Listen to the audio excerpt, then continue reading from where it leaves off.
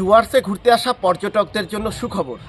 ডুয়ার্সে ঘুরতে এলেই গরুমারার জঙ্গলে হাতিদের সঙ্গে সেলফি তুলতে পারবেন পর্যটকরা। পর্যটকদের জন্য সুখবর নিয়ে এলো গরুমারা বন্যপ্রাণ বিভাগ। গরুমারা বন্যপ্রাণ বিভাগের অন্তর্গত দক্ষিণ ধূপঝরা এলিফ্যান্ট ক্যাম্পে কুনকি হাতিদের সঙ্গে সেলফি তুলতে পারবেন পর্যটকরা। বন দপ্তর সূত্রে খবর, নিরাপদ দূরত্ব বজায় রেখেই পর্যটকদের জন্য এই সেলফির ব্যবস্থা করা হচ্ছে।